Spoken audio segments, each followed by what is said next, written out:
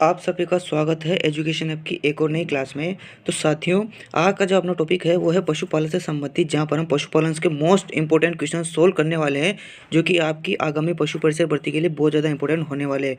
तो क्लास को पूरा देखें और आज मैं आपको गारंटीड 100% क्वालिटी क्वेश्चन ही सोल्व करवाऊँगा, जो कि एग्जाम्स के लिए बहुत ज़्यादा इंपॉर्टेंट होने वाले हैं। तो आज के मैराथन की क्लास बिल्कुल भी मिस ना करें और इसको पूरा ज़रूर देखें। चलिए शुरू करते हैं आज की क्लास और देखते हैं पहला क्वेश्चन क्या कह रहा है। पहला क्वेश्चन है कि भेड़ की वयस्क मादा को क्या कहते हैं। तो भेड़ की जो वयस्क मादा होती है उसे क्या कहते हैं साथियों, यहाँ पे हमें बताना है। तो डोई जो होती है साथियों, ये होती है बकरी की वयस्क मादा। इस चीज़ को आपको ध्यान में रखना है। और भेड़ की जो वयस्क मादा होती है वो होती है ईव, यानी कि ऑप्शन नंबर जो 3 है इसका करेक्ट आंसर होगा। बढ़ते हैं अगले क्वेश्चन की तरफ। नेक्स्ट क्वेश्चन कह रहा है कि बकरी में समागम या मेटिंग की प्रक्रिया को क्या कहते हैं। टपिंग, सर्विंग, कवरिंग या कपलिंग। तो बकरी में जो मेटिंग या समागम की क्रिया होती है उसे कहते हैं सर्विंग। सर्विंग के बारे में आपको ध्यान में रखना है कि जो गाय और भैंस में जो समागम की क्रिया होती है उसे भी सर्विंग कहते हैं। और जो टपिंग होता है ये भेड़ में समागम की क्रिया होती है। तो भेड़ में भी आपको ध्यान में रखना है और गाय और भैंस में भी आपको ध्यान में रखना है। Option number 20 correct. बढ़ते हैं नेक्स्ट क्वेश्चन की तरफ। नेक्स्ट क्वेश्चन में यहाँ पर हमें सुमेलित करना है। यहाँ पर एक तरफ दे रहे कि पशु और नवजात बच्चा। तो गाय का जो नवजात बच्चा होता है उसे कहते हैं काफ। भेड़ का जो नवजात बच्चा होता है उसे कहते हैं लैम। और बकरी का जो नवजात बच्चा होता है उसे कहते हैं किड। और सुअर का जो नवजात बच्चा होता है उसे कहते हैं पिगलेट। अब कोड के अंतर्गत आप मिलान कर लीजिए कि कौन सा क्वेश्चन राइट होगा, सॉरी कौन सा ऑप्शन राइट होगा। बढ़ते हैं हम अगले क्वेश्चन की तरफ। अगला क्वेश्चन आया है कि भेड़ के समूह को क्या कहते हैं। तो भेड़ के समूह को क्या कहते हैं। भेड़ के समूह को कहते हैं ऑप्शन नंबर 4 फ्लॉक। अब बात करें ट्रिप की, तो ट्रिप जो होता है वो बकरी का समूह होता है। बकरी के समूह को कहते हैं ट्रिप। चौथा ऑप्शन इसका करेक्ट होगा। बढ़ते हैं नेक्स्ट क्वेश्चन की तरफ। नेक्स्ट क्वेश्चन आया है कि फाउल में वयस्क नर को क्या कहते हैं। तो फाउल का जो वयस्क नर होता है उसे कहते हैं कॉक। ऑप्शन नंबर 3 इसका करेक्ट होगा। नेक्स्ट क्वेश्चन आया है गुणसूत्र से संबंधित के स्वर में कुल गुणसूत्र कितने होते हैं। 60, 38, 74 या 54। तो स्वर में गुणसूत्र होते हैं 38। अब बात करें 60 की, तो ये होते हैं गाय के। गाय की गुणसूत्र संख्या होती है 60। और 54 जो होती है ये होती है भेड़ की। और ये 74 ना होकर अगर ये 78 होता तो 78 हो जाते हैं पोल्ट्री, यानी कि मुर्गियों के गुणसूत्र की संख्या। बढ़ते हैं अगले क्वेश्चन की तरफ। नेक्स्ट क्वेश्चन यहाँ पर हमें मिलान करना है, जहाँ पर हमें पशु और एक तरफ दे रहे कि उसकी प्रसव क्रिया। तो भैंस, भेड़, घोड़ी और मुर्गी। तो भैंस की जो प्रसव क्रिया होती है वो कहलाती है सर्विंग। हमने फर्स्ट या सेकंड क्वेश्चन में चर्चा करी थी कि गाय और भैंस और बकरी, इन तीन की जो प्रसव क्रिया होती है वो सर्विंग कहलाती है। भेड़ की जो प्रसव क्रिया होती है वो होती है लैम्बिंग। और इसका जो बच्चा होता है यानी कि किड वो होता है लैम। इस चीज़ को भी आपको ध्यान में रखना है। घोड़ी की जो प्रसव क्रिया होती है वो होती है फॉलिंग। और मुर्गी की जो प्रसव क्रिया होती है वो होती है लेयरिंग। ठीक है, कोड के अंतर्गत आप मिलान कर लीजिएगा कौन सा ऑप्शन करेक्ट होगा। बाकी बढ़ते हैं अपन अगले क्वेश्चन की तरफ। नेक्स्ट क्वेश्चन वापस आया है कि घोड़ों के समूह को क्या कहते हैं। तो घोड़ों के समूह को कहते हैं पैक, पैक या हर्ड। इसका अन्य नाम भी होता है हर्ड। और इसके समूह को कहते हैं, घोड़ों को समूह को कहते हैं पैक। अब बात करें इन ऑप्शंस की भी, तो ड्रो जो होता है ये होता है सुअरों के समूह। सुअरों के समूह को ड्रो कहते हैं। और फ्लॉक की बात की जाए तो भेड़ों के समूह को फ्लॉक कहते हैं। इसका हम क्वेश्चन भी पहले सोल्व कर चुके हैं। और ट्रिप जो होती है ये बकरियों के समूह को कहते हैं। ठीक है, बढ़ते हैं अगले क्वेश्चन की तरफ। अगला क्वेश्चन आया है कि घोड़ों को जिस स्थान पर रखा जाता है उस स्थान को क्या कहते हैं। पेन, स्टाई, शेड या स्टेबल। तो आपने इंग्लिश में भी सुना होगा और हिंदी में भी आपने कई बार सुना होगा कि जो अस्तबल होता है जहाँ पर घोड़ों को रखा जाता है, यानी कि जो स्टेबल होता है उसे उसे मतलब कहते हैं जहाँ पर घोड़ों को रखा जाता है। और ऑप्शन की अगर हम बात की जाए तो शेड जो होता है ये होता है गाय और भैंस का।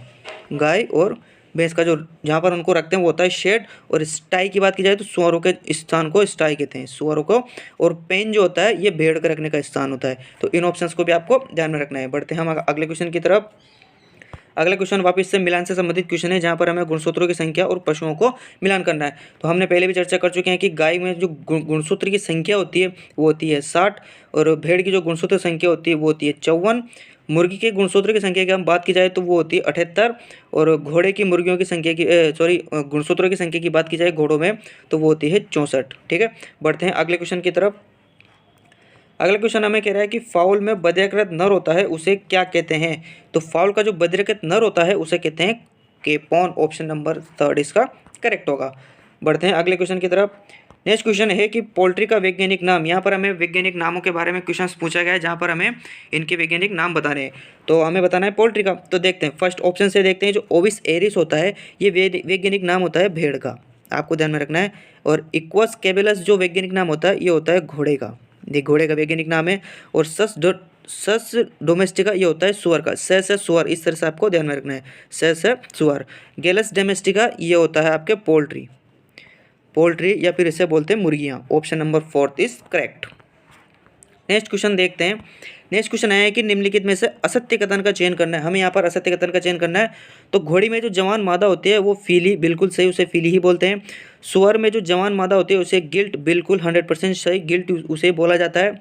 और बकरी की जो जवान मादा होती है उसे कोल्ट, जी नहीं साथियों, उसे कोल्ट नहीं बोलते हैं, उसे बोलते हैं गोल्ट, गोल्ट और गोटलिंग, उसे गोटलिंग या गोल्ट भी बोलते हैं। ऑप्शन नंबर जो सी है ये इनकरेक्ट है, क्योंकि उसे कोल्ट नहीं गोल्ट बोलते हैं। Option number 3 is correct. बढ़ते हैं नेक्स्ट क्वेश्चन की तरफ। अगला क्वेश्चन पूछा है मुर्गियों से संबंधित कि हम मुर्गियों को जिस स्थान पर रखते हैं उसे क्या कहते हैं। तो आप सभी जानते हैं कि मुर्गी एक पक्षी है और पक्षियों को रखते हैं पिंजरे में, और पिंजरे को इंग्लिश में बोलते हैं केज, और इसको ही दूसरा नाम है केज या पेन, इसको पेन भी बोलते हैं। यानी कि आप पेन को ध्यान में रखें, आप ध्यान रखें केज, यानी कि ऑप्शन नंबर 2 इज करेक्ट। हमने अस्तबल के बारे में चर्चा कर ली, जहाँ पर घोड़ों को रखते हैं, घोड़ों का आवास, ठीक है, केज इसका करेक्ट आंसर होगा। नेक्स्ट क्वेश्चन की तरफ बढ़ते हैं। नेक्स्ट क्वेश्चन वापस से मिलान से संबंधित क्वेश्चन आ चुका है, जहाँ पर हमें वैज्ञानिक नाम हमने पहले भी सोल्व कर लिए थे, तो एक बार और देख लेते हैं। भैंस का जो वैज्ञानिक नाम होता है, भैंस का वो होता है बुबेलस, बुबेलस। भेड़ का जो वैज्ञानिक नाम होता है वह होता है ओविस एरिस। और घोड़ी का जो वैज्ञानिक नाम होता है वो होता है इक्वस कैबेलस। और सुअर से सुअर और सस से सुअर, यानी कि सस डोमेस्टिका। ये कोड के अंतर्गत आप चयन कर लें कि कौन सा ऑप्शन करेक्ट होगा, बाकी ये हमने मिलान कर दिए। बढ़ते हैं नेक्स्ट क्वेश्चन की तरफ। नेक्स्ट क्वेश्चन में हम वापस से गुणसूत्रों की संख्या पूछी है, और ये पूछी है स्वैम्प बफेलो और रिवर बफेलो। देखो भैंसें जो होती है वो 2 प्रकार की होती है, एक तो कीचड़ वाली और एक पानी वाली। तो जो रिवर बफेलो होती है ये होती है पानी वाली। तो आपको इस तरह ध्यान रखना है कि पानी ज़्यादा है, पानी ज़्यादा है, और ज़्यादा कितना है +2। यानी कि देखो स्वैम्प बफेलो में तो होती है 48, और पानी ज़्यादा है यानी कि +2 हो गया, यानी कि 50। तो स्वैम्प बफेलो में कितना होता है 40, 48 और 50, यानी कि स्वैम्प बफेलो और रिवर बफेलो में गुणसूत्र होंगे 48 और 50। बढ़ते हैं अगले क्वेश्चन की तरफ। नेक्स्ट क्वेश्चन आया है कि भैंस में स्ट्रस की अवधि कितनी होती है। तो स्ट्रस का मतलब होता है मध्यकाल, यानी कि ऐसा काल जिसमें जो मादा भैंस होती है वो प्रजनन और जनन के लिए इच्छुक होती है। तो गाय और भैंस में सेम ही होता है, और वो होता है 21 दिन का। Option number 2 is correct. बढ़ते हैं नेक्स्ट क्वेश्चन की तरफ। नेक्स्ट क्वेश्चन आया है कि घोड़ी में जो जवान मादा होती है उसे क्या कहते हैं। तो घोड़ी की जो जवान मादा होती है, या सॉरी नवजात बच्चा होता है, घोड़ी का जो नवजात बच्चा होता है उस नवजात बच्चे को कहते हैं fall. Option number 4 is correct. और आगे और ऑप्शंस की हम बात करें तो गिल्ट जो होता है ये होता है जो जवान मादा होती है सुअर में, सुअर की जवान मादा, इस चीज़ को भी आपको ध्यान में रखना है, उसे कहते हैं गिल्ट।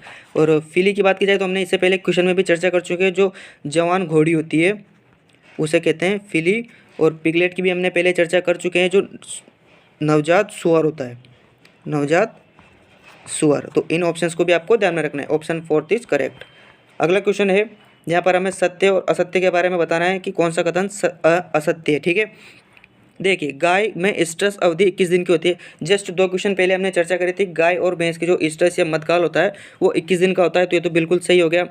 बकरी की जो वयस्क मादा होती है उसे नैनी या डोई कहते हैं, ये भी बिल्कुल सही है। बकरी की जो वयस्क मादा होती है उसे नैनी या डोई कहते हैं। और नेक्स्ट अगर और ऑप्शंस की अगर हम बात करें तो और ऑप्शन, दूसरा ऑप्शन इसमें है कि भेड़ में बधियाकृत नर को विडर कहते हैं। तो भेड़ में जो बधियाकृत नर होता है उसे विडर कहते हैं। तो इसका जो सभी कथन है वो बिल्कुल सत्य है, यानी कि ऑप्शन नंबर 4 इसका करेक्ट होगा। नेक्स्ट क्वेश्चन की तरफ बढ़ते हैं। अगला क्वेश्चन है कि गौवंश का वैज्ञानिक नाम क्या है। वैज्ञानिक नाम से वापस से क्वेश्चन आ चुका है। और गाय का जो वैज्ञानिक नाम था वो था बोस इंडिकस। ये भैंस का वैज्ञानिक नाम है कैपरा हेरिकस, और ओविस एरिस भेड़ है, और कैपरा हेरिकस बकरी है। ठीक, बढ़ते हैं अगले क्वेश्चन की तरफ। अगला क्वेश्चन आया है कि हीफर क्या होता है। हीफर क्या होता है। तो हीफर होता है गाय की जवान मादा होती है उसे हीफर बोलते हैं। Option number 3 is correct. बढ़ते हैं अगले क्वेश्चन की तरफ। अगला क्वेश्चन आया है कि राष्ट्रीय पशु आनुवंशिक संशोधन ब्यूरो NBAGR के अनुसार भारत में पशुओं की कुल नस्लें पंजीकृत है। तो कितनी नस्लें पंजीकृत है, वो है ऑप्शन नंबर 4 212। इस क्वेश्चन को स्टार लगाकर याद कर लें कि कितनी नस्लें पंजीकृत है। 212 नस्लें जो हैं वो पंजीकृत हैं। अगले क्वेश्चन की तरफ बढ़ते हैं। नेक्स्ट क्वेश्चन आया है कि मादा पशु के प्रजनन काल के 2 से 3 सप्ताह पूर्व अतिरिक्त दाना खिलाया जाता है जिससे स्वच्छ तथा अच्छे अंडे का उत्पादन कर सके। इस प्रक्रिया को क्या कहते हैं? तो इस प्रक्रिया को कहते हैं flushing. Option number 3 is correct. बाकी फ्री मार्टिन की बात की जाए तो जब अगर किसी मादा के जुड़वा बच्चे होते हैं, एक तो होता है नर और एक होती है मादा, साथ साथ होते हैं, तो नर तो ठीक ठाक होता है, लेकिन अगर मादा जो होती है वो स्वास्थ्य में अच्छी नहीं होती है, तो ये जो अवस्था बनती है ना, ये जो स्थिति होती है, इसे बोलते हैं फ्री मार्टिन, क्योंकि ये जो एक गुणसूत्र संबंधी एक डिसऑर्डर भी इसे बोल सकते हैं। अगले क्वेश्चन की तरफ बढ़ते हैं। नेक्स्ट क्वेश्चन आया है कि सिलीपेट का उदाहरण नहीं है। तो सिलीपेट का मतलब होता है यानी कि जिन पशुओं के ऊपरी जबड़े में दांत नहीं होते हैं ना, उन्हें बोलते हैं सिलीपेट। तो सिलीपेट का उदाहरण नहीं है, ये कौन सी नहीं है, वो होती है गाय। तो गाय के जो ऊपरी जबड़े होते हैं उनके दांत नहीं होते, बाकी घोड़े के होते हैं और गधे के भी होते हैं। Option number 2 is correct. अगला क्वेश्चन देखते हैं। अगला क्वेश्चन है कि ऐसी मादा जिसने प्रथम बार गर्भित होकर पहली बार बच्चे को जन्म दिया हो उसे क्या कहते हैं? स्प्रिंज, प्रेमीपेरस, डाउन कावर या हीफर। तो हीफर तो हमने पहले भी चर्चा कर चुके हैं कि जो जवान गाय की मादा होती है उसे हीफर बोलते हैं। अब यहाँ पर हमें पूछा है कि जो मादा पशु होता है वो प्रथम बार गर्भित हुआ हो और उसने प्रथम बार बच्चे को जन्म दिया तो उसे बोलते हैं primiparous. Option number 2 is correct. Next question की तरफ बढ़ते हैं। अगला क्वेश्चन है कि भेड़ व बकरियों को रखने का आवास क्या कहलाता है? हमने पहले भी चर्चा कर चुके हैं, भेड़ और बकरियों का जो रखने का आवास होता है उसे बोलते हैं पेन केज। हमने एक क्वेश्चन भी सोल्व किया था कि मुर्गियों का जो रखने का स्थान होता है जिसको हिंदी में बोलते हैं पिंजरा। ठीक, स्टाई और स्टेबल। स्टेबल के बारे में हमने चर्चा कर चुके हैं कि जो घोड़े को रखने का स्थान होता है उसे बोलते हैं स्टेबल। तो आज के लिए इतने क्वेश्चंस काफ़ी हैं। उम्मीद करता हूँ आज की क्लास आपको पसंद आई होगी। तो इसी तरह के क्वेश्चंस देखने के लिए रोज़ाना आप चैनल को ज़रूर सब्सक्राइब करें और वीडियो को ज़रूर लाइक करें, अपने दोस्तों के साथ शेयर करें। मिलते हैं आपसे अगले वीडियो में, तब तक के लिए धन्यवाद।